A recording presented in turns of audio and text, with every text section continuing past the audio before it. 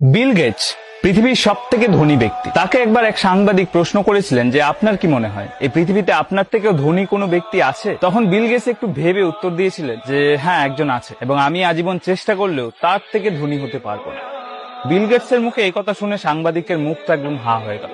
সাংবাদিক অবাক হয়ে জিজ্ঞেস করলেন যে কে সেই ব্যক্তি যার আপনার থেকেও বেশি ধন সম্পত্তি আছে? তখন বিল গেটস একটা গল্প শোনায় ওই সাংবাদিককে। সেই গল্পটা বেশ কিছু বছর আগে। তখন বিল গেটস হয়ে ওঠেন, অর্থাৎ পৃথিবীর সব থেকে ধনী ব্যক্তি হয়ে ওঠেনি, তাকে পৃথিবীর সবাই চিনত না।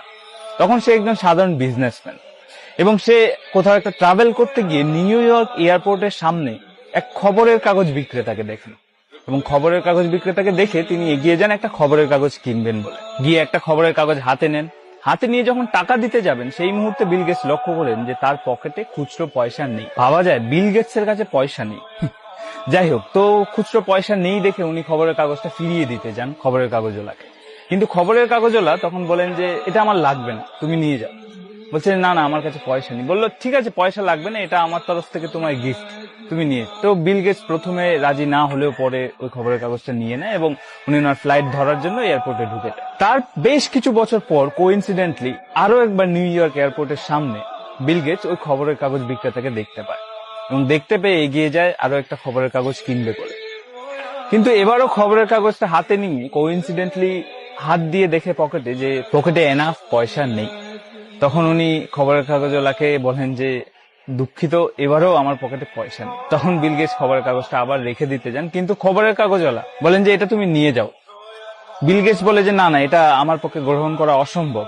বলছে এটা তুমি নিয়ে যাও, কোনো চিন্তা করো না, আমি আমার লাভের অংশ থেকে এটা দিয়ে দেবো, আমার কোনো ক্ষতি হবে না।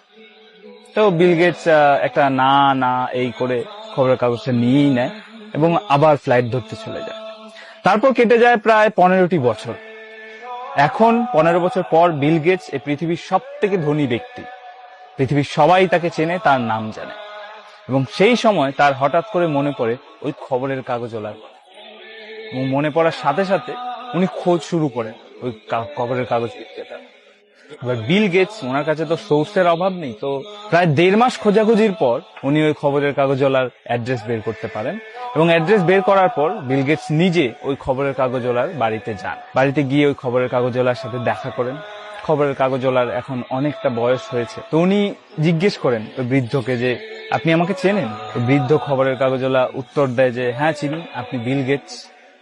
তখন বিল গেটস বলেন যে আপনার কি মনে আছে আপনি আমাকে একবার সাহায্য করেছিলেন, এয়ারপোর্টে একটা খবরের কাগজ দিয়েছিলেন এবং কোনো পয়সা নেননি? তখন ওই বৃদ্ধ লোকটি হেসে বলে হ্যাঁ আমার মনে আছে, একবার নয়, আমি তোমাকে 2বার খবরের কাগজ দিয়েছি বিনামূল্যে। তখন বিল গেটস বলে যে আমি আপনার ওই দিনে সাহায্য ফিরিয়ে দিতে চাই। তখন ওই বুড়ো লোকটি হেসে ফেলে। সে বলে যে তুমি কি ভাবছো, আমি সেদিন তোমাকে যে সাহায্যটা করেছিলাম আর আজ তুমি এখানে এসে আমাকে যে সাহায্যটা করবে সেটা কি সমান? বিল গেটস বলল কেন নয়? তখন ওই ব্যক্তিটি বলেন যে সমান হতে পারে না, কারণ আমি তোমাকে সেদিন যখন সাহায্য করেছিলাম তখন আমার কাছে দেওয়ার মতো কিছু ছিল না, আমি তখনও দরিদ্রই ছিলাম। কিন্তু এখন তুমি যখন আমাকে সাহায্য করতে এসছো, তুমি এই পৃথিবীর সব থেকে ধনী ব্যক্তি, তোমার কাছে সমস্ত কিছু আছে দেওয়ার মতো, এটা কখনোই সমান হতে পারে না।